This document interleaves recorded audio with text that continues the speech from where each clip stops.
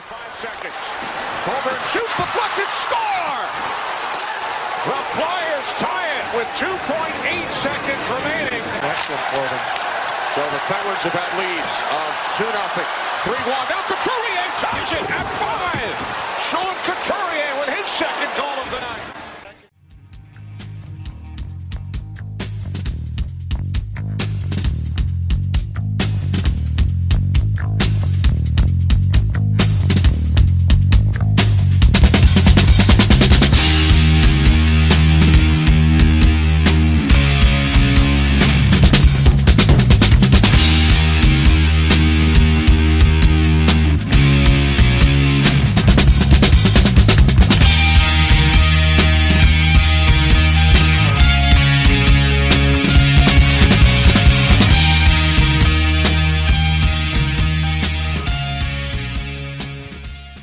TheFourthPeriod.com presents the O&B Puckcast, episode number 64. The Flyers are at midseason, and, well, I'll tell you, we're not really sure what's going on, but we'll talk about it tonight.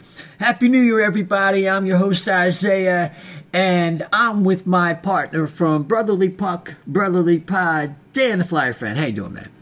I'm doing pretty good. Sitting in the nice lit room for once, now that the power's back on, but doing okay. Yeah, we're going to do a show a little bit earlier, but Dan had a power surge, and we already had Shep, who's stuck at Steam Pub, just making meals left and right for hungry folks. And then, of course, we have Anthony DeMarco, who's on assignment with TheFourthPeriod.com. So we have a special guest sitting in. You know him from the Angry and Negative show, and also from the High and Wide radio podcast. You know him as Angry Jim. How you doing, man? Doing great, guys. Thanks for having me on, Isaiah. Yeah, really great to have you on. And you were on that short list, and glad we could get you on. So, well, we're going to get both of you guys' impressions in a minute, but we want to catch the folks up. Well, let me see. Since our last show, the Flyers are going 4-4. Now, the last 4 out of 5 have really shown what's going on with this team. They lack depth on the bottom 6, the special teams, especially the PKs plummeting, and they've really had average to below average goaltending, and that's really been their undoing lately. We'll talk about it, and most disturbingly has been the lack of competitiveness of the last 4 out of 5 games or something along that lines. But Dan, you want to catch us up with the stats pack for the folks out there? Absolutely. The Flyers are 22-15-5 for 47 points. They sit 5th in the Metro, 8th in the Eastern Conference, 2 points ahead of the Florida Panthers, 3 points ahead of Columbus for the last playoff spot. They are 15th in the league in goals for, tied for 12th in goals against. Their power play is ranked 15th at 19.6%, and their penalty kill is ranked 16th at 80.9%. Yeah, those last 2 special teams figures. Actually, the power play is going up since we last got together, but the PK is nosediving. And I think some of the guys that were on the PK, they were coming back injured, like Raffle and Lawton are, kind of struggling to get their stride. And goaltending hasn't been as good. But let me just, before I get comments from you guys, just real fast with the top scorers. Travis Konecny, 39 games played, 12 goals. He's got 36 points. Couturier, 12 goals, 34 points. Jake Voracek, 8 goals, but he's got 25 assists for 33 points.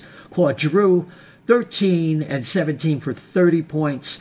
And rounding out the forwards, we have JVR, 12 and 11 for 23 points. Kevin Hayes, also 12 and 11 for 23. And Oscar Lindblom, before he had to depart, unfortunately, he had 11 goals and 18 points in 30 games. The top scoring defenseman is Ivan Provorov with 9 goals, 15 assists for 24 points. And in goal, the lion's share of games have been played by Carter Hart. He is 13, 10, and 3. The save percentage dipped down to .905, and goals against 2.61. I'll tell you, gents, it's been tough to watch. Jim, why don't you open us up with some impressions about what's been going on recently with this Flyers road trip. Yeah, so the road trip, I kind of was trying to find some optimism, I think, at the end of this past week. We talked in the Angry and Negative show. We had Nick Costa on, and I found myself as trying to be positive, and maybe I was faking it a little bit, or it didn't seem like the sky was falling down to me. And then, they play Arizona, they play Las Vegas, and I think in both games they were down 3-0 and 4-0 in the first period. It's been tough to watch. And, I didn't want to believe that they were going to lose every game on this trip. I mean, they beat Anaheim, but, it's tough to be positive right now. They have Carolina and Washington coming up, obviously, but, I don't know. I still want to be positive with this team. Amidst all the negative that's happening. I mean, they can't keep the friggin' puck out of the net. Carter Hart, I don't think, has looked really like himself. And I don't know. They just kind of look discombobulated a little bit. I mean, you go down 3 and 4-0 in the first period, and it's gonna be tough to come back from. I was looking for another word there, a word I would have usually used on one of my shows, but it's okay, man. We got the edit button. You got to let it out. You know what I mean? Yeah, I mean, they're gonna have to fix a couple things, and I'm not sure what it is because, and it's hard to pinpoint. But like the first couple minutes of a game, they look okay, and then they give up a goal, and they give up another goal, and they give up another goal, and they don't look the same after that. You know what I mean? That's kind of what it looks like to me. I'm happy with the way they start the game until they allow 2 or 3 goals against in rapid succession, and then it's like, well, how can I take anything good from this? That's what I find myself asking during these games: is what good can I take from these butt whoopings? And it's hard. You almost sound kind of dumb trying to do that, but if you cancel out the first periods of some of these games. Like I said, it sounds dumb to say, but they're in these games if you take out the first period. Well, that's the thing. It's like last year when Hextall, before he got canned, he would say, we can't afford to donate the first 10 minutes. And even if they come out strong, Dan, the thing is, it's an NHL game. If you're down 2-3 to nothing within the first 10 minutes, your team sucks. I mean, 32 out of 82 last year they were down 2-0, and that's what this road trip reminded me of, and that's why people got so exercised. After all the hype, the moves, the patience, the new kids, the growth of TK and the early growth of Oscar and all that, they come out, and it's almost like a replay of last year. And I think that is how I feel as well with this road trip. Before the break, we were talking about this on Brotherly Pod last week. Like, before the break, I bought in. I was just starting to believe. I'm like, maybe this team is legit. They're starting to play good hockey. They're all around good. There weren't many mistakes overall. And then they come back and go on this road trip, and it's just like watching a Dave Haxtell team all over again. They came out strong for 3 or 4 minutes, and then they allow, 3 pretty soft goals right away. And just like that, they're playing from behind, and they can't come back. And it's happened against the Kings, the Golden Knights, and the Coyotes. And it's hard to play that kind of game. And they're getting beat.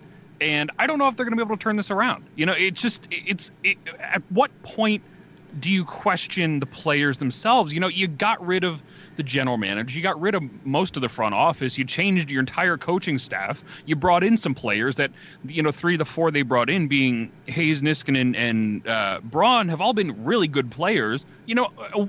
What do you do now? You've changed about everything, and they still have these tendencies to fall back and not play with a whole lot of heart. They're not necessarily playing bad, but they're just not getting it done. Carter Hart specifically, all 3 goals he allowed last night before he got pulled were soft ones. And he has an .828 save percentage on the road and a .459 goals against average on the road as well, compared to a .152 goals against and a .946 at home. That is a Vezina caliber goaltender versus an ECHL backup. And it's just, there's such a difference there between Carter Hart and it's just, the team itself seems to be rock solid at home and can't get it done on the road. It's one of the most bizarre things I've ever seen as a fan. Yeah, you think about last night, speaking of ECHL, that guy Hill came in and gave up two ECHL level goals. And I'm thinking, you know what? The Flyers lost a game 6-1. Screw that. They would have lost a game 5-0 or 6-2. It was 6-2 with 6-2. 6-2. They wouldn't even got 2 goals if Uncle Ronta stayed in the game, and it would have been 5-0. It would have been a shutout, and it would have been even worse. And listen, man, if people are trying to edit other people online, if they're not competitive, because I'm looking at Russ Joy, and I like Russ. Russ is a good guy, and he's like, well, they weren't going to win that game last night. I said, that's not even it. Look at Columbus. Look how competitive they are, even if they lose. That's what you want. You got to be a hard team to play against. You can't do an effing rollover, because that's what we're seeing, and that's why people are upset. And I don't think it makes you a bad fan. I don't think it makes you negative. None of that. I don't want to see last year's team this year after all the changes in coaching staff and the benchmark that they were starting to lay down. Jim? Yeah, I did see that tweet from Russ as well, and I don't think I commented on it, but it did kind of rub me the wrong way because, Phoenix they're a solid hockey team. I'm not ready to call them good. They have a similar record to the Flyers. I think the Flyers actually have a better record. I think they're a point or two ahead or something. Yeah. So I think they beat they beat the Flyers a couple weeks ago, but I thought the Flyers would have won that game. The Coyotes weren't playing particularly well leading up. I think they've lost a couple games since they acquired Taylor Hall. And they didn't look particularly great while they were scoring 3 goals against the Flyers either. They kind of had some fluky goals. But you're right. I mean, Columbus, they lost everybody. They're battling down there. They're 5 games over 500, I believe. And, they have real leadership on that team. And I'm not saying the Flyers don't have real leadership on their team. As soon as you talk about the leadership on the Flyers, everyone assumes that you're talking about Claude Giroux. And to a point I am. But I've never visibly seen this team try to stop the bleeding during a game. I've never seen them fired up, or maybe it's because we've been spoiled with some of these Flyers teams in the past where, if something happens during a game, if you give up 2 quick goals, you're going to see bodies flying. You're going to see, big heavy checks. You're going to see somebody drop the gloves to try to sway the momentum. With this team, they don't really have anybody that can swing the momentum during a game like that, or at least nobody that visibly tries. I mean, Scotty Lawton kind of comes to mind. He's come out and taken some dumb penalties because I think he's trying to do that. Yeah. And, ends up taking a dumb penalty. And in some cases, it's backfired on him. But when you look up and down this roster, I think they played Andrioff last night. He was basically invisible. Nobody really stands out as a guy that can, fly around and lay the body on somebody to try and swing things the other way. Obey Kubel, maybe? Yeah, sure. Maybe if he's still, they don't know how to use him because he does have a great shot.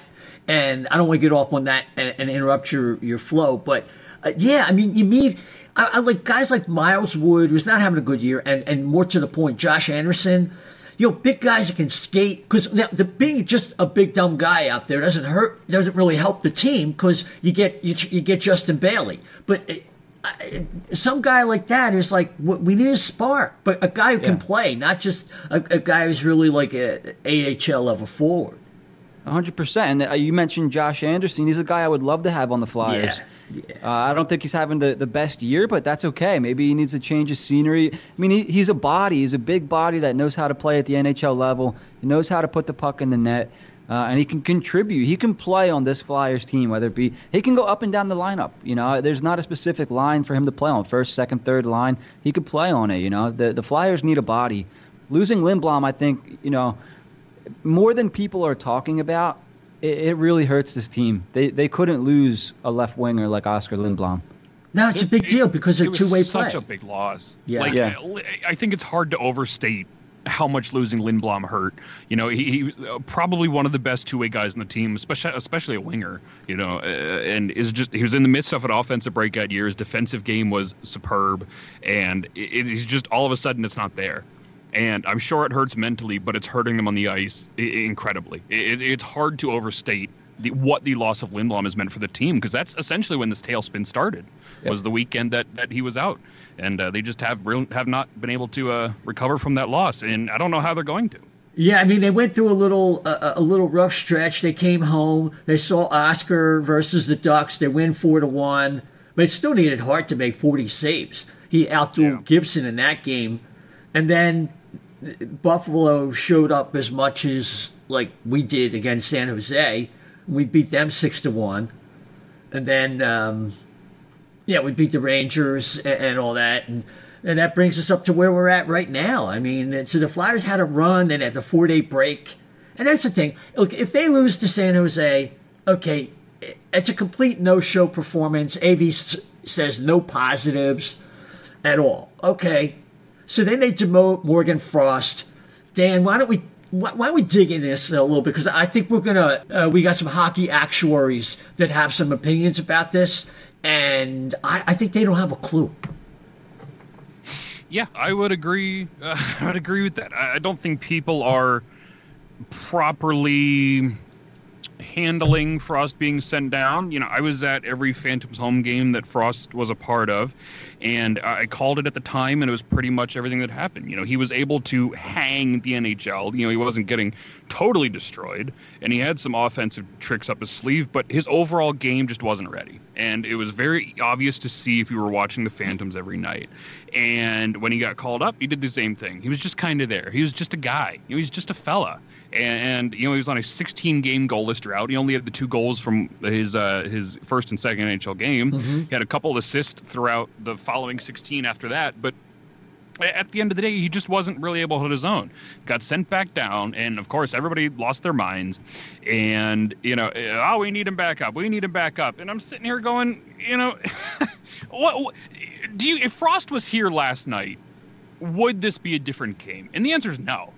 He's not at that point in his career yet where he was anything special or he's going to, put the team on his back and carry him. He's a third liner at best right now, and letting him go down and play. Now, granted, the Phantoms have been abysmal lately because, they pretty much everybody has been called up or they have their own injuries they're dealing with. They've not been very good, but at the same time, he's just not ready for this team yet. He's not ready for the NHL, and I know people want to see him, and I know he's a top prospect, but at the end of the day, it's just not the right move leaving him in the NHL. Sending him down, letting him work, letting him carry the team and get first-line minutes with the Phantoms is absolutely the right move, both in the short and long term, and because it's just not going to happen. If he was still in the NHL and he took Vorobyev's spot as the fourth-line center and played 8 minutes a night and was flanked by Raffl and Chris Stewart, everybody would be angry that he's playing that role anyway.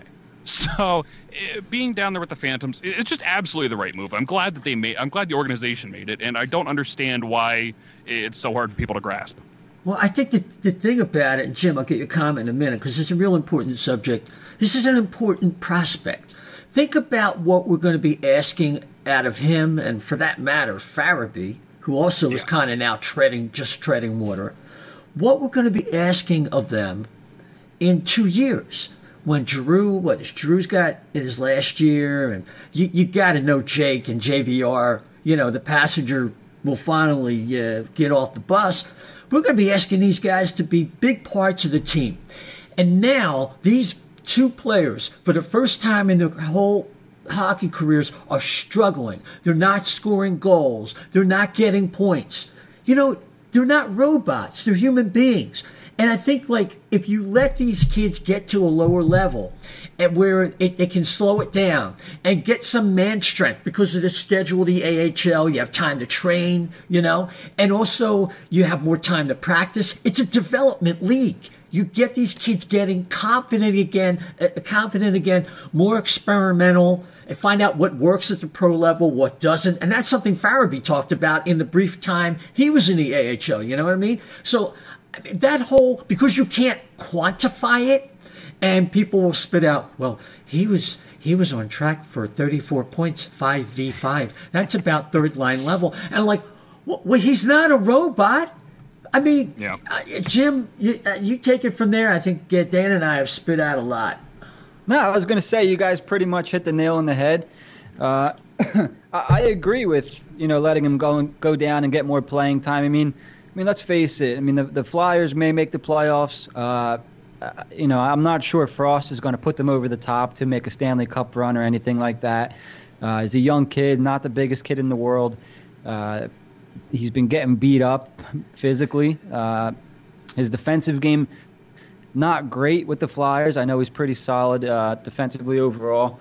But I think sending him down is the right move. Give Vorobiev an extended look, who I'm not crazy for, but let's stop sending him down and calling him up. Let him try to get comfortable and see what happens with the Flyers. Maybe he shows what he's doing with the Phantoms. But with Frost, let him go down. I mean, he goes down. It's not like he's going to drop in confidence. He's been named to the All-Star team down there already.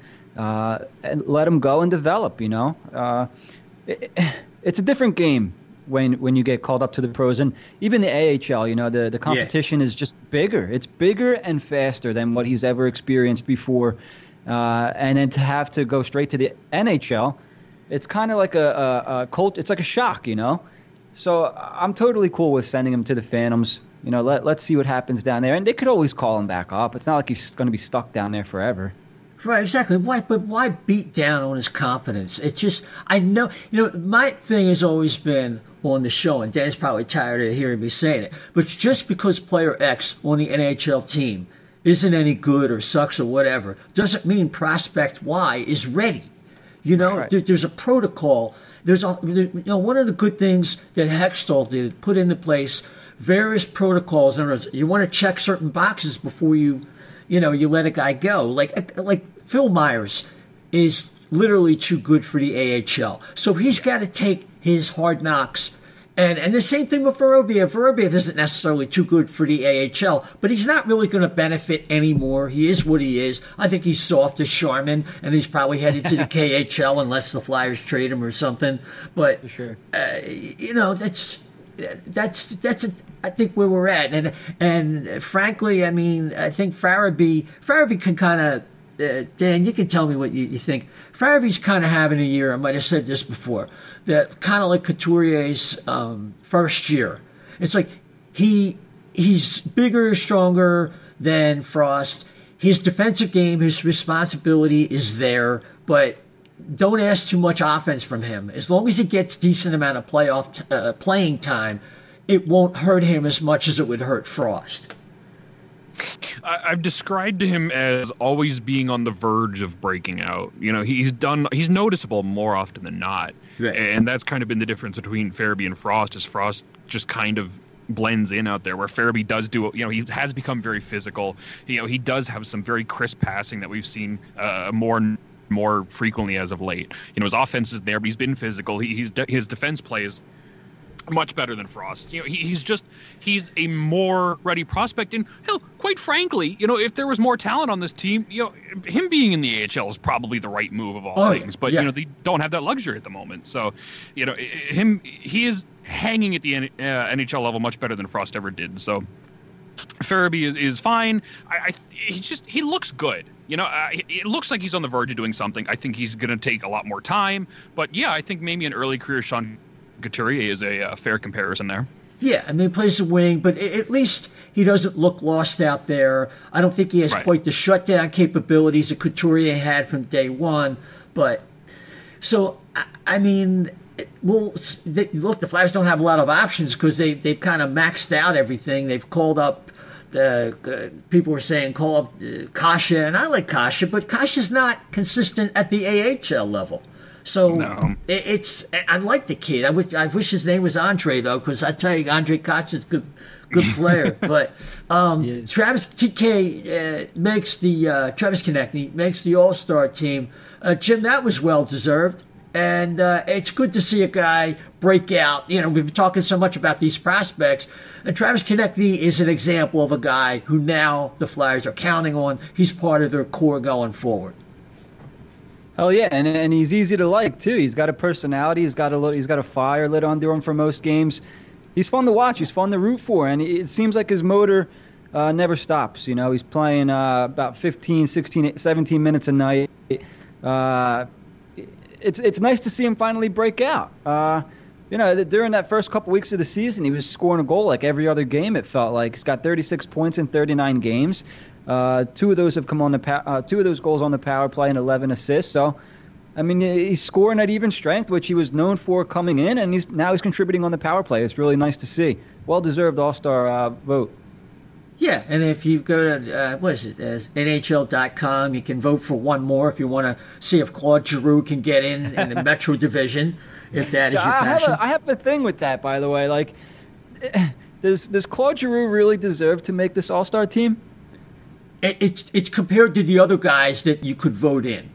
Yeah. There's one other guy I said, okay, I could see him, but other than, like, the other choices weren't really that great, except they were pretty bad. Yeah, the guy from Carolina, I think, might deserve it more than Teravainen. Yeah, oh yeah. I think Teravainen right now is playing better, but he's got the name. Yeah, I love the name. He's a finished product, right? Too, but, you like that? Yeah. He does lead the team in goals, believe it or not, as crazy as it is. Because I feel like he's not having the best year. I'm sorry, I don't mean to get off topic, but... Oh, you mean Giroux? Yeah. Yeah. He's, starting to shoot. Oh, my God, he does. Yeah. Hey, he somehow leads the team 13. in goals. What?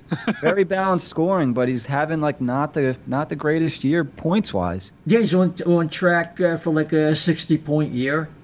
Yeah. And when he was scoring 60 points, we were all wondering, is he losing it? And it's like, all right, well, he's on pace for 60 again. Yeah, well, this time we know it's probably for real because he's 30 now.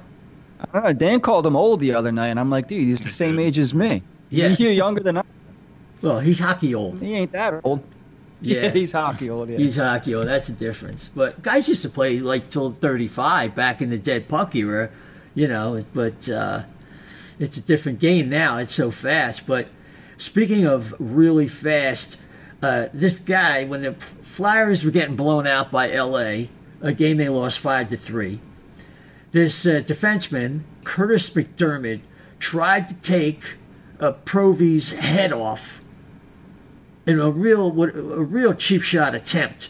And Dan, he gets 2 games. And I like how one in his highlight of the year, Shane Gostisbehere, when McDermott is getting back on the ice, he goes and pushes him all down on the ice and he fell down. But that was probably the best move by Ghost. But that was a cheap hit, I mean, really, really bad.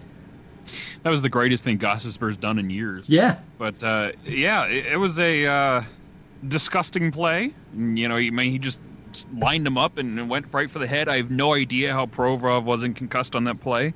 But, he stayed in the game. But, that was an ugly one. And I'm surprised the Department of Player Safety took action there because they've been inconsistent, to say the least, especially this year. But, they kind of always have been.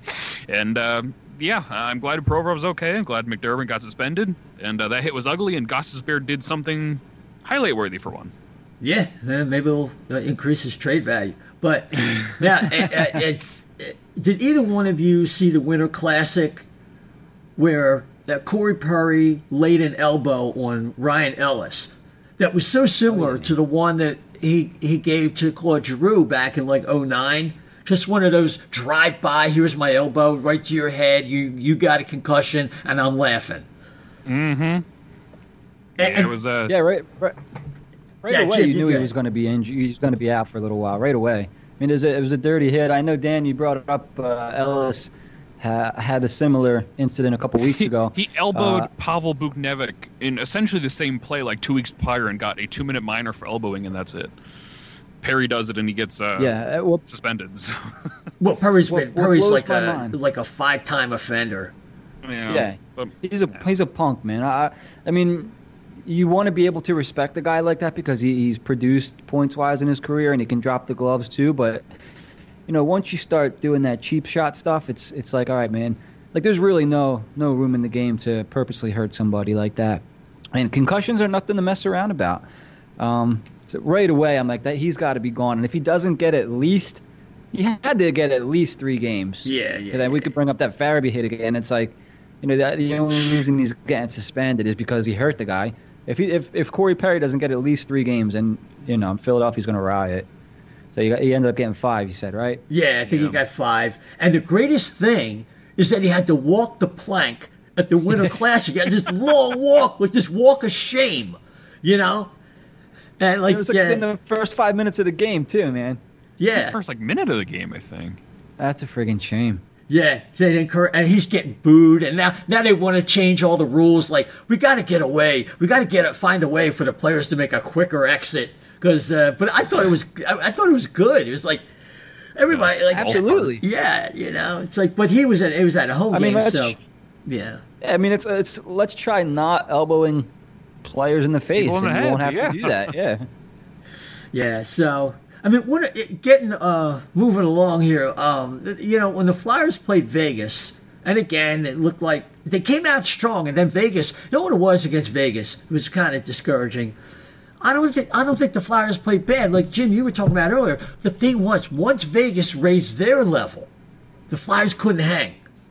And then the Flyers, like, came back, but by then it's too late. And that's why, like, when we were talking earlier about Russ Joy saying the Flyers weren't going to beat Arizona. Wait a minute. They played half that game versus Vegas and found their game and looked like, okay, let's bring that momentum into Arizona. And that's the thing that was, I think, also an irritating factor, you know?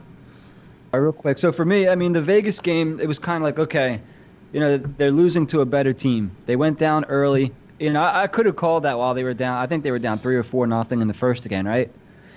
It was like one of those games where I'm like, all right, well, they're going to come all the way back and end up losing by 1 or something like that. And I think that's what ended up happening. And then you don't expect to see that again the next game. And it's exactly what happened. Maybe not in the same fashion, which I'm sure once it did happen, it's got to be a little bit demoralizing if you're a player. I mean, we know Carter Hart. He's the goalie of the future.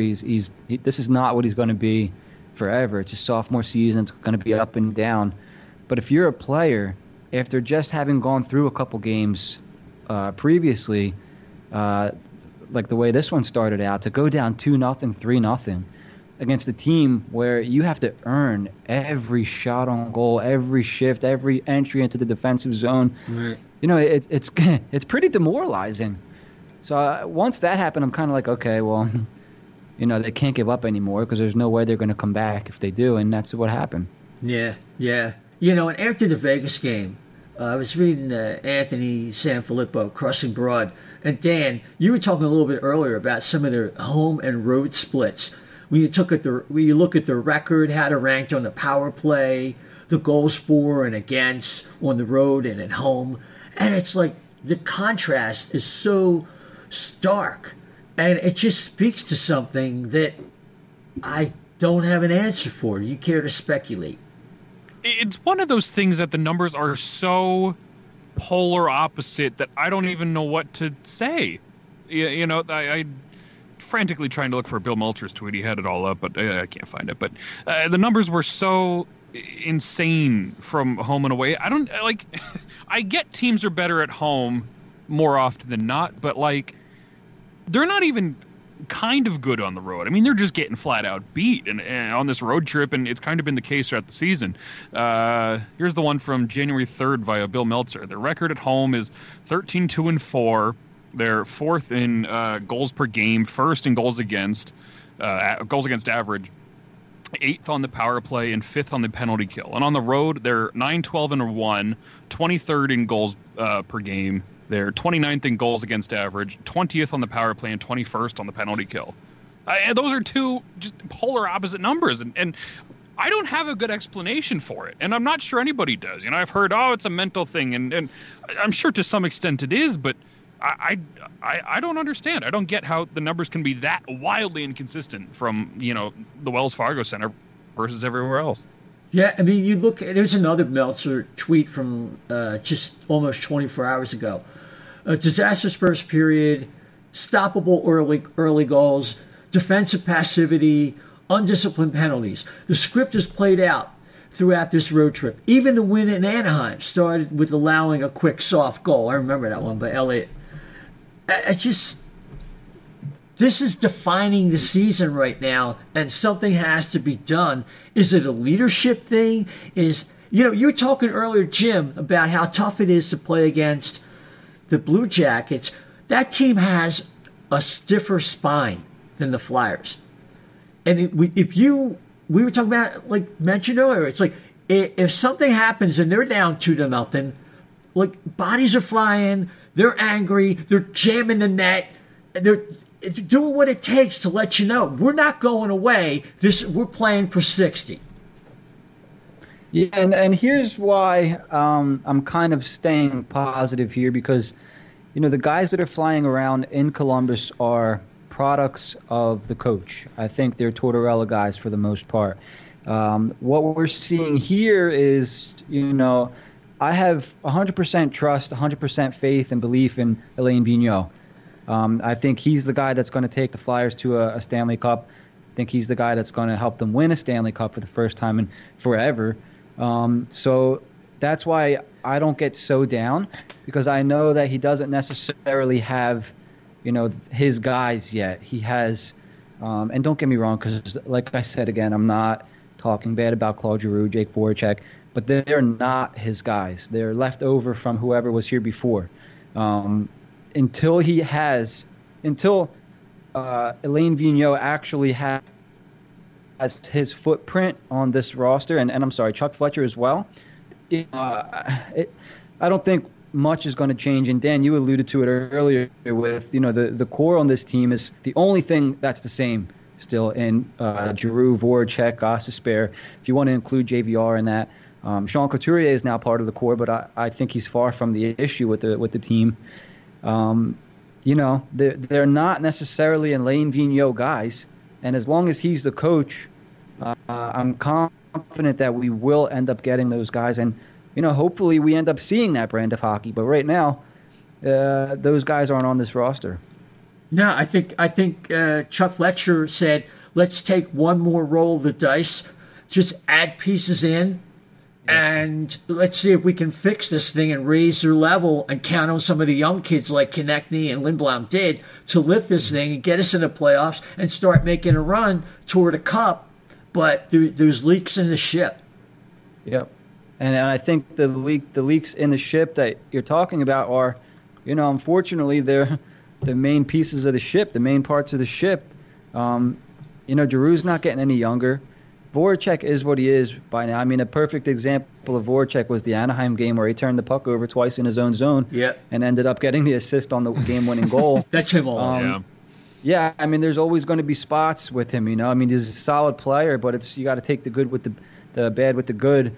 Shane Gostisbehere is what he is, and he's not a 65-point defenseman. So people want to bring up his contract, and it's pretty good. I think that adds to the value of possibly moving him and getting something back. I don't think his contract even looks good anymore. I think he's, you know what I'm saying? It's like it started out as a value contract, and people like in the summer, like, you can't trust Gostisbehere. He has a unique power play weapon. His shot is, and it's like, yeah, it's unique, all right. He's unique, all right. But he had a 65-point year 2 years ago. Oh my God! He had two.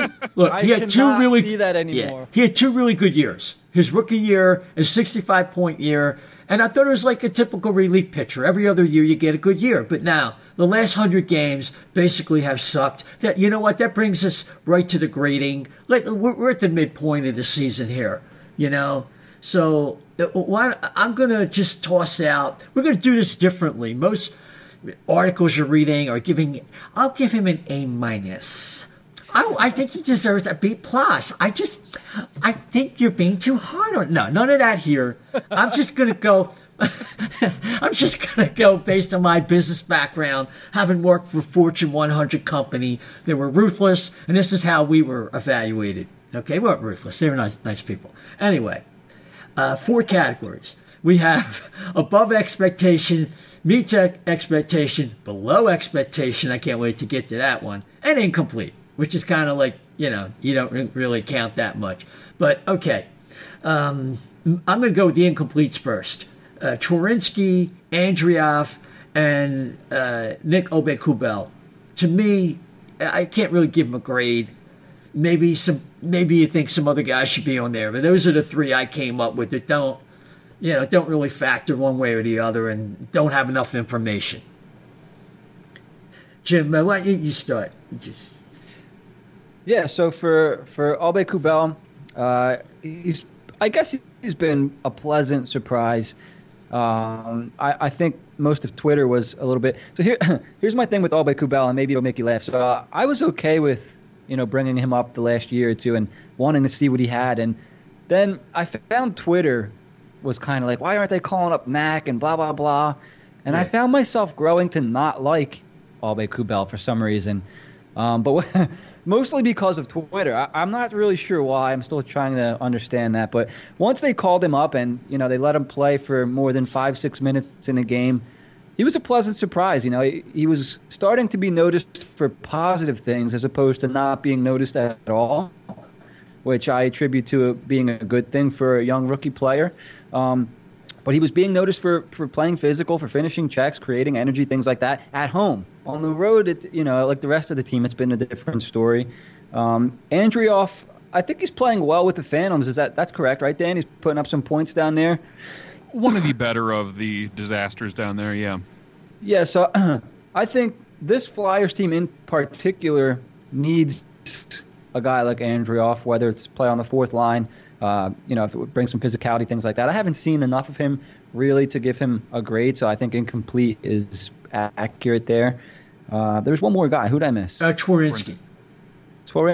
I have nothing but good things to say about Carson. Great guy. Good kid. Yeah, you have him on your show? Yeah, we had him on HW a couple, I think it was last year.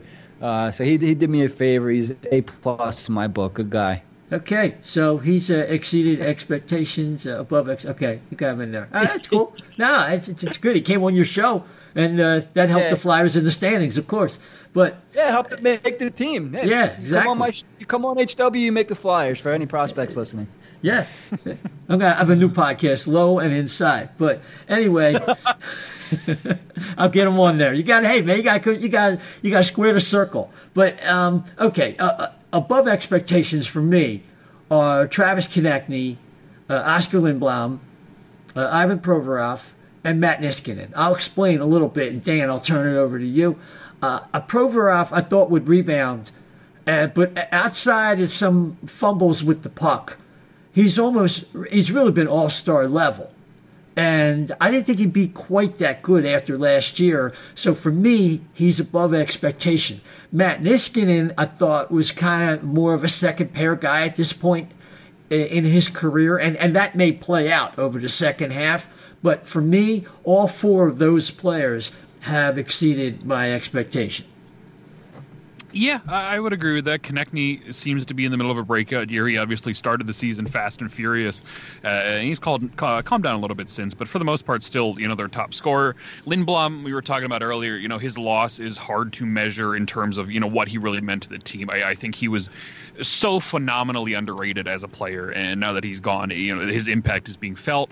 Provorov bounced back in an incredible way. He still has hiccups here and there, but, every single player does. Matt Niskanen, I was a big fan of that trade at the time because I was not the biggest Radko Gudas fan. Right. And, he has come in. I thought Niskanen, he's starting to get older. Maybe he's a second pair guy, solid. But, he has reinvigorated Ivan Provorov. He's been very, very good in his own right, and he's definitely earned that spot. I think the only other above expectations for myself would be Kevin Hayes. I was his biggest doubter 6 months ago, and now he's like my favorite Flyer. So he's definitely blown me out of the water as far as what he brings. Just his overall game has been phenomenal in my opinion. So he falls in the above expectation category for myself as well. Oh, okay, fair enough.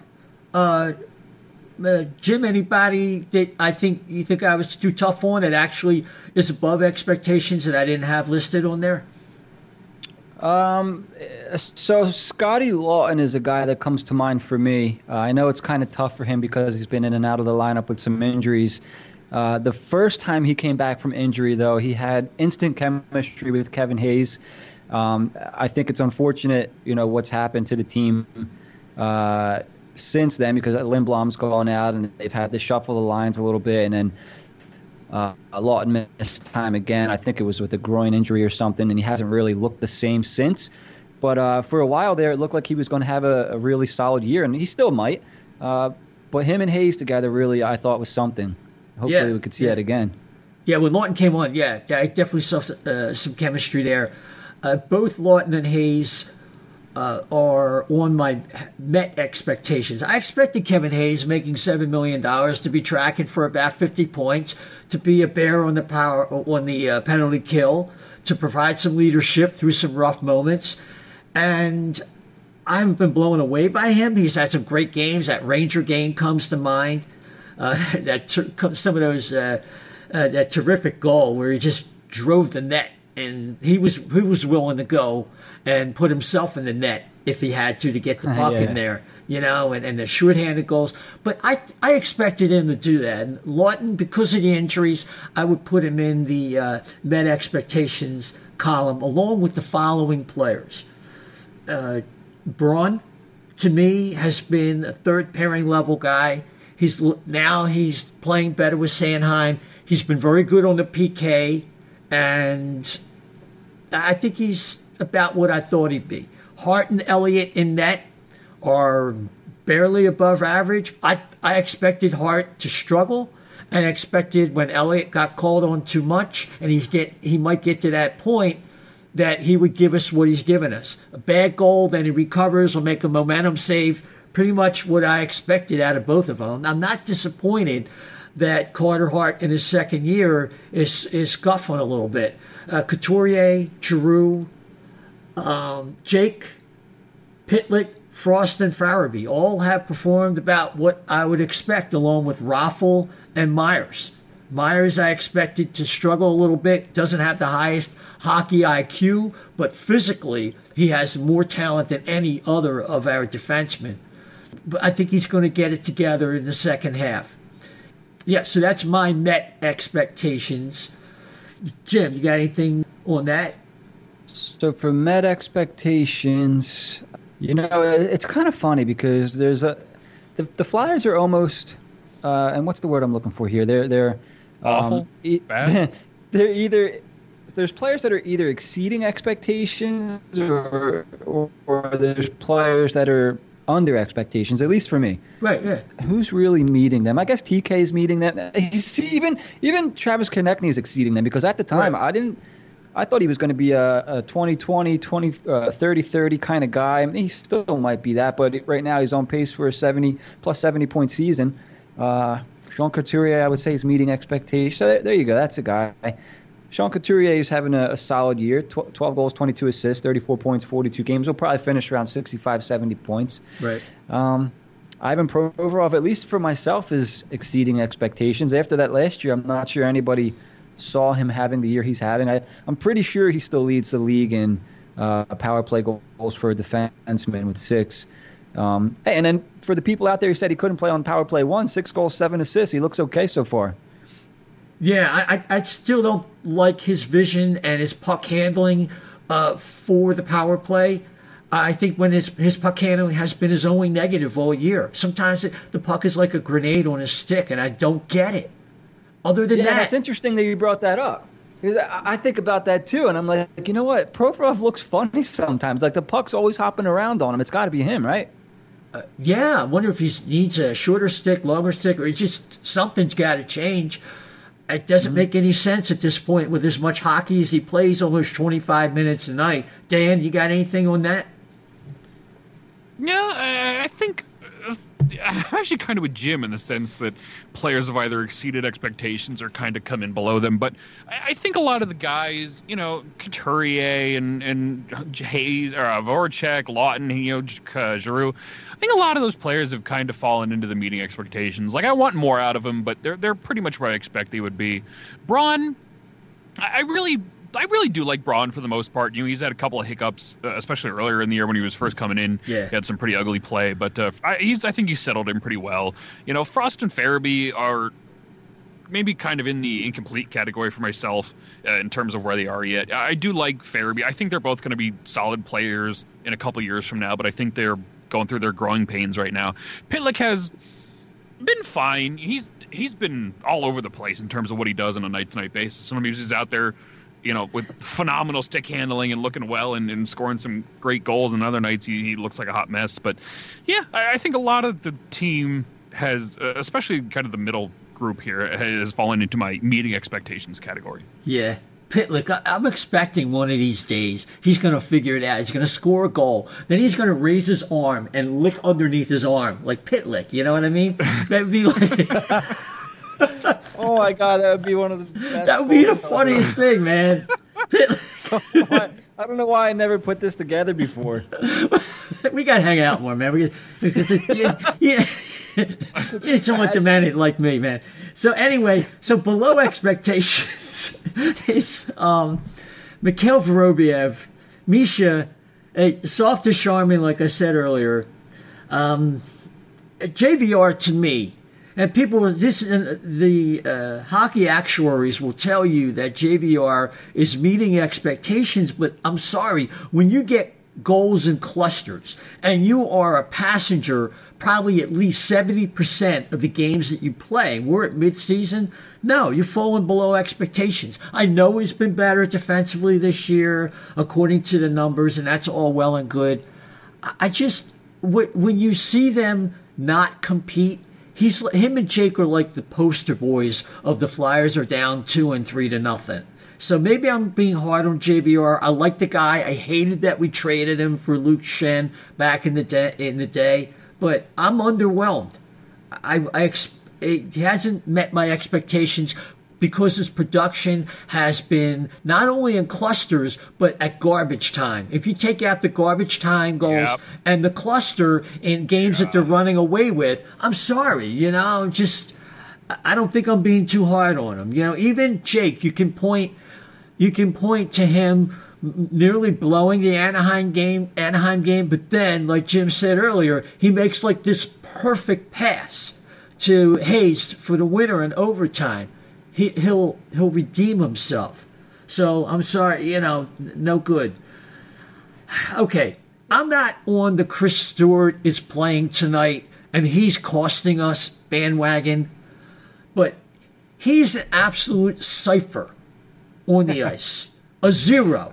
He's nothing. He may be an A++ off the ice. He's helping Patty with the migraines. And, Patty, you're going to get past this. I had tough times myself. Come to my Thanksgiving dinner. Yeah, but on the ice, he's a turkey, and yeah, he fights a little bit. He's taking up a roster spot, and it's okay, but he's got to show something. So it was a tough call, but I'm being honest. Chris Stewart has not even met the lowly expectations I had of him because he just adds nothing. So, I like the story with him and his brother. They grew up in the neighborhood. But when the Flyers need a goal in Vegas, he played against Vegas to try and counteract the effects of Ryan Reeves or something like that, I assume. So anyway, I think we lost Jim again. He's freezing up. But and you were the one that lost power. He's freezing up. But anyway, Jim, try and get us back. But I would also put below expectations Travis Sanheim. I thought he was going to take another step up and really be that second pair guy who could even jump up on the first pair but Travis Sanheim has not played up to expectations. He's looked timid against the Rangers. He looked good with those 2 goals, but that really was a highlight of the year for him, if my memory serves. So he's on there along with Ghost. That's obvious. He's been a Ghost for the most part. You only notice him when he's making a really bad play like that turnover against the Yotes last night. So not a good year from Shane Gostisbehere. And Robert Haig, I know he's been in and out of the lineup, and he's good on the PK, but he's wretched everywhere else. I mean, he can't accelerate. Wretched's a good word. He can't accelerate when he skates. And so if he gets beat, what it's like? He's got... It's going to be funny. Rocks in his skate. Yeah, I was going to say, is that rocks in his skate? Or he's got like a load. He's going to, you know what I mean? Yeah. Yeah, Like, I mean, it's a guy like bad. Haig, I'm kind of like, okay, if I don't hear his name, he had a decent game. Yeah, right. Like I'm indifferent to Robert Haig, I guess. Like he's just whatever. But a guy like Gostisbehere, and it's really easy for me not to like a guy like Shane Gostisbehere. I mean, not just because of his play on the ice, but because of the kind of person that I think and that I've heard that he is in the locker room. Yeah. I mean, he comes out and does interviews and he says he's got to be a better teammate. He means exactly what he says. Yeah. Where he's not a good teammate and he needs to be a better one. And then, he comes out with quotes from a couple of years ago. He's going to make his plays. He's going to do he's going to do what he does. And, just a couple of weeks ago, players like him don't grow on trees. I mean, okay, dude, you can talk the talk. You can say all this all you want.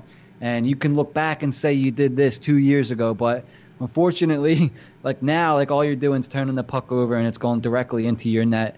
And my whole thing with Shane Gostisbehere, even when he was putting up that 65-point season, because points are nice to look at. They're pretty. But if you're a defenseman, if you're not good at defense, it bothers me. And then all this other stuff just piles on top of that. So right away I had a gripe with Ghost, and all this other stuff just annoys me. And he's not good at hockey anymore. He's figured out, the league has figured him out. He's not producing on the power play. And I'm sorry, I don't mean to keep going about Gostisbehere, but you want to talk about underperforming. Oh my God. Justin Braun has 2 less points than him, and he's a stay-at-home defenseman, for God's sakes. Like and he doesn't deny his. Remember, he used to deny his zone and used to see all over Twitter. Look, he may not be great in his own zone, but he won't have to play defense if he's making plays like this. And they show Gostisbehere, challenging at the blue line. Like that has freaking disappeared. That's like a relic. Stinks. And this will be his 3rd coach that can't coach him. And I was trying to give him the benefit of the doubt, because going through all those changes, and I was tempering my own expectations for Ghost. Okay, he's not a 65-point player. That's not fair to expect that from him every year because it's making me not like the guy. So maybe I see him as a 35, 40-point defenseman. If he scores 35 and 40 points and does what he did the other night, I'm still not going to like him because you cannot do that. You can't do that. It's disgraceful the way he's been playing. Yeah, not been happy with him. And, frankly, Dan, I'd be more than happy to get a guy who maybe didn't provide a lot of offense, but could skate well and make good decisions with the puck. I'd trade Gostisbehere for that player every day of the week. If they could get another Niskanen or a Justin Braun or somebody in between for Gostisbehere who may not be flashy but is going to do his job on the blue line, I'd do it in a heartbeat. In a heartbeat, and it's something they could probably use. It may not be their greatest need, but it's real close. I'm thinking their greatest need right now is probably a 3rd-line center because as much as they need scoring, the way they go down in these games, it means their structure's falling apart. Yeah. And when they're strung down the middle, they don't have problems like that. And I just, everybody's throwing some names out like, obviously Pajot, but Pajot might actually sign in Ottawa. But Nemestikov on Ottawa, I was talking with Anthony about him, and he's a name. Chris Tierney is a guy people were talking about. Just something to settle down and give a professional 3rd-line NHL presence there, so the lines make sense and people were pushed down in the lineup more appropriately. Jim? Yeah, it's such a shame because before the season, the center depth was a strong suit for the Flyers. We were all like, wow, they're built for the playoffs. They're going to be a tough team to play against. Their strength is the center depth and, the defense and Carter Hart and AV's bringing a new system in. And right away, all that kind of went to hell, with Nolan Patrick being out and then, the Lindblom injury. And now all of a sudden they're shifting guys around. Lawton's out. He was supposed to be part of that best 4th line in NHL history or whatever. But, so the center depth took a couple blows right off the bat. And unfortunately, you're exactly right. You hit the nail right on the head. It's now a weakness for them. You got Kevin Hayes and you got Sean Couturier, and it's like, well, what else are you doing? On the road, they're being exposed night after night. Yeah, they might have to move Claude Giroux back to center. and that makes him less than what he is. And he's tracking for 60. You could probably knock that down, easy 10 points if he has to go back to center. But it might be the best thing for them to do. I mean, that's but Patrick, I'm starting to doubt whether he's coming back at all. There's no indication of that. So, Yeah, there's definitely a cloud. And real quick, because I found myself trying to put a lineup together if Claude Giroux was moved back to center. And for me, I would have JVR playing with Giroux. I think that's the best partner for JVR to play with was Giroux. But then what I found tough was finding a second line left winger to play with Couturier and whoever, whether it's Voracek or Konecny. I don't know who would play left wing on the second line. Like this is why like that Lindblom diagnosis and being out of the lineup absolutely crushed this team, because they had the luxury of possibly moving Giroux to center from time to time, and now if they do that, they don't have left wing depth at all. Yeah, and you put, unless you push Farabee in there, and I just don't think he can hang at second line level against that competition right now. He's just not good enough. Yep, 100% agree. Yeah, he's getting beat up already. You could see it. He's frustrated. I mean, that hit that he put on Perel a couple weeks ago, out of frustration. Yep, that's all it was. That's all it was. But he's on pace for 34 points, 5v5, and that's the kind of production you would expect for a third line winger. You should be happy. Okay, anyway, so coaching, to me, in the final aspect of our grading here, Dan, coaching has basically met expectations, in some ways exceeded. I didn't think the penalty kill would improve as much as it has. Maybe by the end of the season it'll go down, but I would say it has at least met, and in some ways has exceeded expectations. Your thoughts?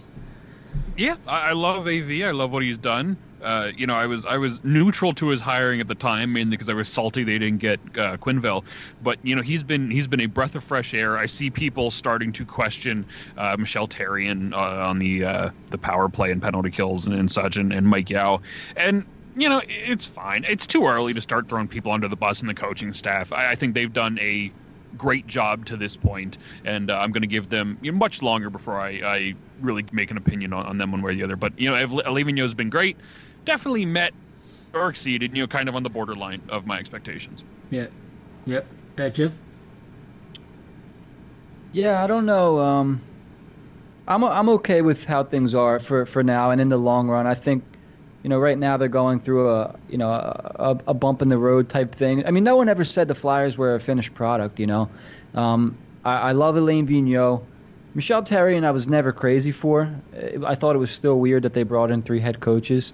Mike Yao I'm not crazy for. I never liked him, but he's been doing a decent job with the penalty kill. I'm okay. I'm still in wait and see mode, and I'm going to be like that for a while. Okay. Yeah, I mean, I thought after Hackstall it would be like a doctor testing your reflexes, like anything, because Hackstall was so bad, like anything would stick out in bold relief is like excellent. But now I you got a more measured view, that's for sure. Yeah, I guess that's kind of why I'm not as watching the Flyers. Don't get me wrong. I mean, I'm an angry guy to begin with, so watching the Flyers, it's easy for me to flip my lid and get crazy during a game, but I find myself if this 2-3-0 in the first period keeps up, don't get me wrong, there's going to be a lot to be angry about, but I just have that sense that it's going to be a 1 or 2 week thing. They'll get back to playing some of these Eastern Conference teams. They'll get back home and they'll be okay. I mean, they were a good team before the last week, and I think they still are. Just an unlucky stretch. Yeah, no, I can see that. I'm going to pivot here. I appreciate your thoughts on how we graded the Flyers and the coaches there. ESPN had an article, and I'm not going to dwell on it real long, but I thought it was interesting. They did a decade retrospective. After all, we had just had 10 years of Flyers hockey, and they put out an all-decade team that had Claude Giroux flanked by Scott Hartnell, Jake Voracek, and then on defense they had Kimmo, Timonen, Chris Pronger, and Steve Mason's in goal, and Lavi is the coach, and they could have put Couturier at center, but they felt like Giroux only moved to wing in 2017, so it wasn't really representative. But they also stuck Pronger on there. But that's a pretty good team. I wouldn't complain if that were the all-decade Flyers team, because Mason was good for about 2.5 of those years he was here. 100%. I mean, you look at guys like Timonen, Pronger, even Hartnell. Yeah, you miss him.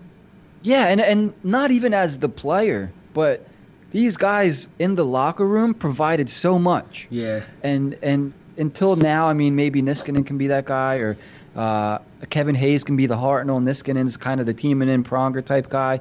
They didn't have that. So it's been like 4 years of not having guys like that around. And this is another reason why I'm kind of like, wait and see with this team, because now they finally have those guys. I think that's a pretty damn solid team there. ESPN did an okay job for once. Yeah. I mean, it was a chasm of those kind of players. You kept bringing in like B-level players, quad A, or they got stuck with contracts like Yuri Laterra and stuff like that. And you can't, like, Hextall had no clue on the pro side. I swear to God, none at all. So, unfortunate. Yeah. I mean, after 2012, it's just been tumbleweeds. Really. It's been tough. You wasted guys like Giroux. Yeah, if you want he wasted his career. Giroux went to waste for 4 or 5 years there. It's just, Dan, any thoughts about the that being fairly representative of the 2010s? Yeah, a couple months ago, Anthony DeMarco and I co-wrote an all-decade team, and I had Giroux, Couturier, Voracek on my first line. I had Hartnell on the second. The top defense pair was Kimmo Timonen and Ivan Provorov. I had Pronger on the second pair, and then my first string was obviously Steve Mason, because he was the only goaltender worth a damn for a vast majority of time there for a long time before Carter Hart. So, yeah, I pretty much agree. I think the top guys for the Flyers over the last decade are very easy to pick out, and everybody else was rough. Our fourth lines were pretty bad there, trying to pick guys that really made an impact, because it's been a pretty rough decade for 3/4 of it. So, yeah, it was a good list. I think they finally did something right.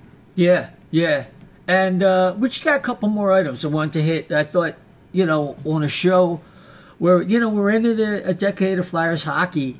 Dave Isaac did a great piece back on December 29th about 5 defining Flyer moments, and obviously the one comes to mind. The first one is the two big trades, Carter and Richards, the trades where they won the transactions, but ultimately they lost because they didn't really do anything with it. But it certainly, I remember the shock of that day. It was, I do. It was unbelievable. Yeah. And Howard Eskin was the guy who had everything before anyone else. That was weird too. I'll never forget that day, because I was not the biggest Jeff Carter fan. And when I heard he got moved, I was ecstatic. And then an hour later, I get a text, hey, Mike Richards was traded. And it was like the saddest day of my life. To that point, I'm like, are you kidding me? Jeff Carter gets traded, greatest day of my life. An hour later, Mike Richards gets traded, worst day of my life.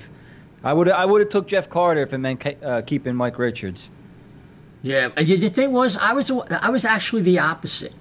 I thought that Giroux had replaced what Richards had done, and the Flyers needed a defenseman. Go trade, get a defenseman, and keep Bob, and get somebody to help Bob nurture like Brian Elliott would, a guy who actually could stay healthy. And that was a better plan, because Carter still was a goal scorer, a shoot first kind of guy, and those guys are hard to get. Now we know that both Carter and Richards were just poisoning that locker room, and just something had to happen before there were no trade deals, clauses kicked in, But yeah, sure. It goes to show you, Now, the next one you had was the when Pronger got hit in the eye by Mikhail Grabowski following through. That was such an ugly moment, and that was really the beginning of the end of his career. It was really it was really tough watching a tough guy like that, a leader, just go down, and you knew like this could be the end, especially after he'd already had concussion from that hit. Who's that guy? Hansel hit him in Arizona. Yeah. Yeah, Yep. and he was out, and then when he comes back, he gets hit in the eye by Grabowski, and that was his career, you know? That was ugly, man. I see. That's another one. I remember where I was when that happened. Yeah, 'Cause I swear you could hear him scream, and it still Yeah. like, gives me Oh, yeah. goosebumps now. Because when I heard him scream, I'm like, was that Chris Pronger? I'm like, oh my God! Like, if a guy like that is looking like that, you know it was bad. So it still creeps me out when I think about that. Yeah, that was tough. Moment number 3 was the changing of the guard. That's when Holmgren stepped down, and they let Ron Hextall take over things. And I remember Paul Holmgren did not want to step down, and they tried to like paper over it. And he said the week before he had no intention of stepping down as general manager. And then they came with the new talking points, and they thought they were going to lose Hextall. And Hextall did some good things here, Dan. There's no doubt about it. You know, he cleaned out the contracts. He set up all the protocols we referred to earlier with the development and the drafting. So it was a necessary step. It's just a shame he couldn't do that other part of his job better. Yeah, you know, I don't hate Holmgren nearly as much as most people do, but towards the end there, he was just getting reckless with a lot of it, you know, reeking of desperation to try and make anything happen. And, replacing him was absolutely the right move with Hextall. You know, he cleared out some of the bad contracts. He laid a great foundation here, and then he had no idea how to move forward with it. And, he ran his course, and some of the stuff that's come out about him since, doesn't really paint him in the best light. But, Hextall did his job. He did what he was brought in to do. And, it's a shame that he couldn't take the team to the next level. But I believe they do have a guy now that will be willing to make bigger moves to push the Flyers, to continue the Flyers in the right direction. Yeah. I mean, he got a little drunk with power, and it went to his head a little bit. And, like we said, and he just, there was that other part of the job. And that was like moment number 5. I'll skip ahead. Chuck Fletcher takes over, and with a so-called bias for action that CEO Dave Scott talked about. And I think we're coming up, we're going to discuss real briefly before we get out of here about what's going to happen if Fletcher sees a team that's teetering towards missing the playoffs. But that was a big moment when Chuck took over. Jim, how'd you feel when you knew the Flyers were looking for a GM and it turned out to be Chuck Fletcher, and he was the guy that we all thought was going to be anyway? I didn't know too much about him. Obviously, when he was announced as GM, everyone goes to the internet and starts doing their own little research. I tried to keep an open mind. I like that they hired somebody outside the organization, for one. I think I saw something. He's the first GM in over 20 years, something like that was not previously in the Flyers organization in some capacity. Yeah, I think like Russ Farwell was another guy who was not part of the organization. Yeah, so to me, I like that because he came in with an open mind. He doesn't know the Flyer way, quote unquote, or anything like that. I wasn't really unhappy with anything that he did last year. I like that he's patient. He went out and got his guy in Kevin Hayes in a trade. I mean, he got Kevin Hayes a second-line center for a 5th-round pick. You can argue that he overpaid him, whatever, but that's his big move. And so far, it's been okay. He's been okay. I'm okay with Chuck Fletcher so far. Yeah, especially in light of Nolan Patrick. And imagine if he couldn't nail down a center, this season would have been a disaster. So I'm going to close out with moment number 5 was, of course, actually it was 4, but I skipped ahead. The passing of Ed Snyder 2 days before he died. They had a FaceTime call with him, and the Flyers went out, won 3-1, clinched a playoff spot. He passed, and he was the Flyers. The Flyers were his baby. I started following the team in 1969. When I heard that he passed away, I cried. I did. I couldn't help it. The team hasn't been the same since, It's owned by corporate, the people at Comcast, and they're trying their best, but there's something missing there since he left, and I hope winning can cure that. That was rough, and I'm hoping the Flyers can be triumphant someday and look back that this is as proud a franchise in the present day as it has been in the 50 years until he passed away. So, yeah, gents, the Flyers are where they're at. I'm going to go around and a final little panel discussion here. What do you think? I'll start with you, Dan. What do you think the Flyers need to do from a Chuck Fletcher's perspective to get through this period? We have a murderous next 8 games coming up here, and most of them are at home. But outside the LA Kings, I'll just go through it real fast. You have on Tuesday night in Carolina, come home versus the Capitals.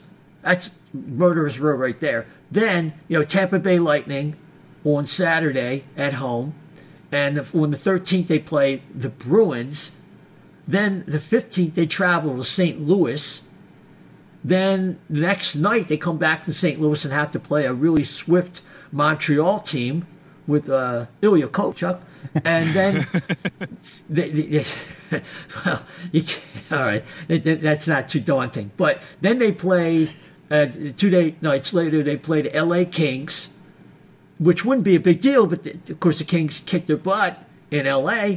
And then the following Tuesday, before a 10-day layoff, 10 days, they play the Penguins, and then 10 days later they play in Pittsburgh. So I mean, we're going to know a lot after these 8 games on July 22nd, or July, I want it to be summer, right? January 22nd. Yeah, I love summer too. But, yeah, we'll get through it. The Flyers have to win so we can get to summer. But this is a daunting little road trip here. I was hoping they would win the California games to give them some, extra points in the standings in case things go sideways against some of these teams. But not only did they not win those games, but they've been losing them in spectacular fashion. So, the fact that they're going, into these teams against, the best in the Eastern Conference and even a couple top West Coast teams there in St. Louis, I don't know. Especially if they go and look like they have the past couple nights, I don't know. The theory is that they play good at home, so maybe they'll go back and look like a well-oiled machine and take on the Capitals and Lightning and Bruins and be spectacular. But I don't know. I genuinely don't know what to make of this upcoming schedule. They're going to play Carolina tomorrow, which probably won't go well. But maybe 2 days. It's Sunday? It is Sunday. Jesus Lord. Yeah, Sunday. But yeah, it's going to be a tall task here, and we're really going to see what this team is made of. If they get slaughtered, then I don't know what you do. If they come back and they show some fight and maybe start winning some games again, you can build some momentum and gain some fire back. But this is a team that is at the absolute bottom of the barrel right now, and they really gotta win a couple of these games and start building themselves back up again. Yeah, this is a competitive low point of the season because of the starts where they really have no chance to win the game 10 minutes in. You can't have that. So, but, this is, in one way, Jim, this is the worst scheduling I've ever seen in 50 years of following the Flyers. And yet, in a funny kind of way, I'm glad they're having these games against tough teams because there'll still be enough time for Chuck Fletcher to come out of this and say, okay, you're more tempered in your approach. I'm angry right now, even though you're the angry Jim. But but after these 8 games, Chuck Fletcher will have no excuses in terms of I acted too quickly. You know what I'm saying? It's not going to be a knee-jerk reaction if he has to make a move. And will he make a move? I think he will. What you mentioned, this is a low point in the season, and I think you're right. Mostly because, not just because they're losing games, but because of how they're losing and who they're losing to. Right. I don't think we expected that. I mean, there is something to this road stuff here because if they were losing games 3-2, 4-2, whatever, it could be like, oh well, that game could have went either way. But they're getting blown out. So I think Chuck absolutely has to think about making a move. I went and looked ahead. Looked at his past moves as GM of the Wild, and he hasn't made any huge splashes. And with this roster here, he really can't, because they're up against the cap, and I don't think they necessarily need a huge splash. Like you mentioned earlier in the show, they need a third line center. Excuse me. And some of the moves that he's made are for depth. Most of the moves he's made are for depth guys. I think the flashiest name on the list I'm looking at here is Martin Hansel. In 16-17 he traded for. He was making 1.5. That was a desperation move, yeah. Yeah, so I do expect them to make a move. How will they make it, or who? Because they're going to have to move somebody in the deal. They're going to have to get creative. But I think they do go out and they make a move, whether it's for a third-line center or somebody who can play left wing. Maybe they move Giroux back to center. Who knows? But I think they do make something in some capacity pretty soon. Yeah, we came into this season, and Dan, you remember, I think Anthony was the only one who felt like they were a lead pipe cinch. They're definitely going to make the playoffs. But the rest of us felt like this thing's going to roll along, and the Flyers are going to be on the bubble. The Flyers will get in, but they're going to have to make a significant move. Now, we didn't anticipate Oscar getting sick and Patrick being out like the bulk, if not all, of the season. But still, it looks like that prediction at least is coming true. And I think that's where they're at right now. I think it's just what they are. Like I said before the break, I bought into the team. I was buying into the way they were playing, and even earlier in the season when they were losing, they were doing it with some grace and some class. Right. They were going down fighting, and lately it's just been ugly. And if they can get back to that, I still think this is nothing more than a bubble team right now. And they have so much theoretical talent on this team, the JVR and Voracek and Giroux, but they're all just not at that level, and they're going to need some help. And like Jim was saying, there's quite a few hoops to jump through who, given their contracts and such to make things happen. But, they do have some assets to play with. They do have some things. I think, like I said, I have full faith in Chuck Fletcher. He has not done anything wrong to this point to make me question any of his moves. It's just a matter of when the iron's hot. I don't think you see much action at the trade deadline, just given that there's not a lot of fascinating names out there to really bail them out if they need it. But, I think this is going to be a big summer. No matter what happens, whether they miss the playoffs or make the first round and get swept, or whether they make it to the conference final, you really need to look at this team if you're Chuck Fletcher and go, okay, you got a good foundation here, but what pieces are expandable and what pieces can stay, and what can you build a team with? Because there are players here that are very, very good and can go in the future, but there are players here that they're just guys. And a lot of them are making a lot of money, which makes it all more difficult. Weren't we saying that like before the summer last year, though? You know what I'm saying? I wanted Fletcher to conversation for a while. Yeah, I wanted Fletcher. This is why I wanted Fletcher to be bolder, and I was afraid we were going to come back here and they were incrementally better. They were just good enough to lose in the first round or something like that. And all we did was waste another year of Giroux's career and lower the trade value of some of the other players and Gostisbehere. He must have hurt me because now he's playing like crap. And Voracek is just kind of doing his jaking it, and JVR, he's kind of yanking it in most of the time, this is what I was afraid of. Oh well, another year, I don't know. I think if you can make a hockey trade, you should do it. If a guy somewhere else who could fit in here is having a little bit of a down year, and you could take one of our contracts for a guy who might fit. They need a change. I don't know. Ryan Nugent-Hopkins, he's kind of soft, but he can play center. And interesting that you brought him up, Isaiah, because I was just going over the Oilers roster a little bit today. I'm sorry. I didn't mean to cut you off.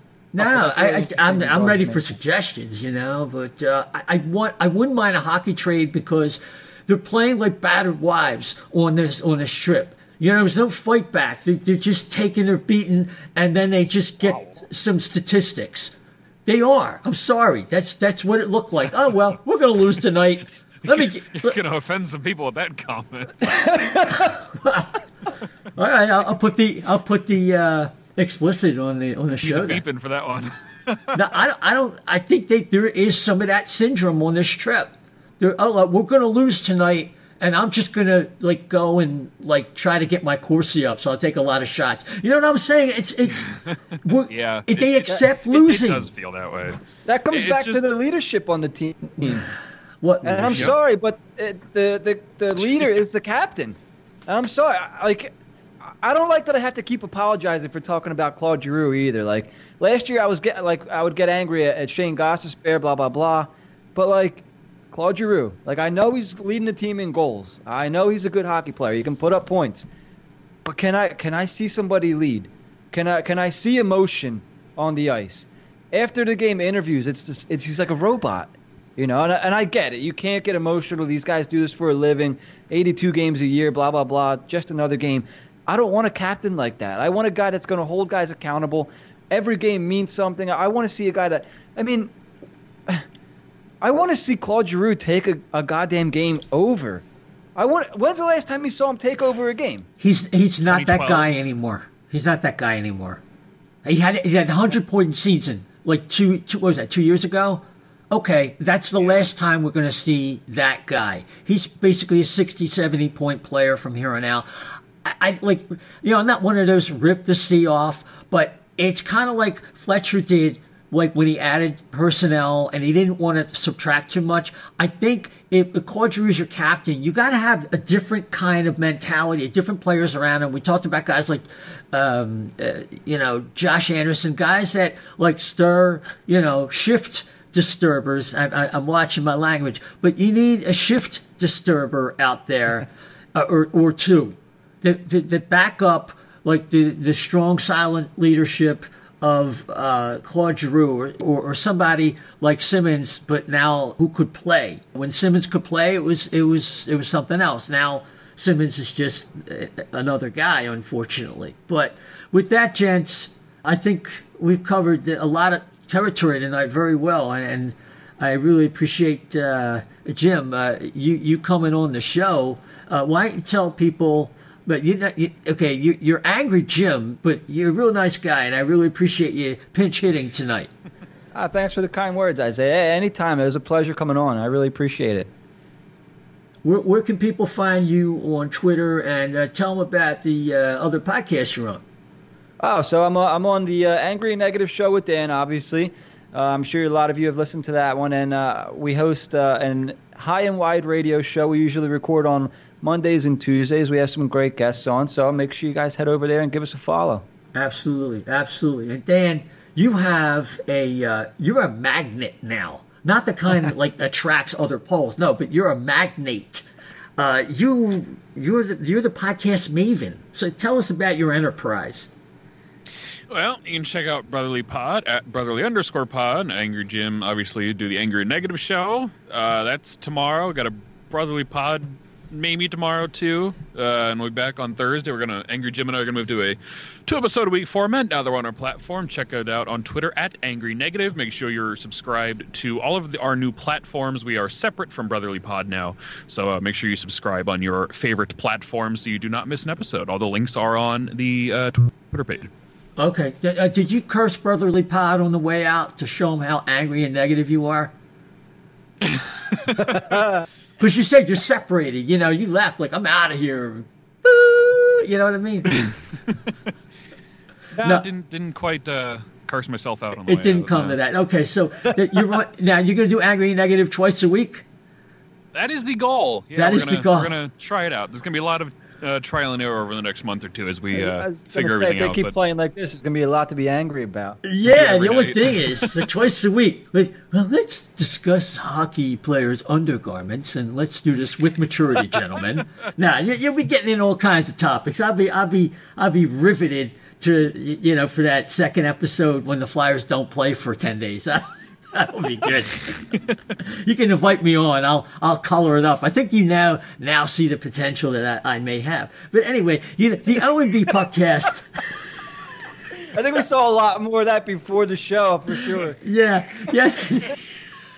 Yeah, 7 times over. Anyway, the O&B Puckcast is on Apple Podcast, Spotify, TuneIn, SoundCloud, Google, iHeart, Stitcher, and YouTube. And also, we're on the fourthperiod.com webpage. Click the link, and you'll be connected to our latest show. Rate and subscribe if you will. We really appreciate it. We love your listenership. So until next time, let's root for the Flyers. And good night, everybody. Take care.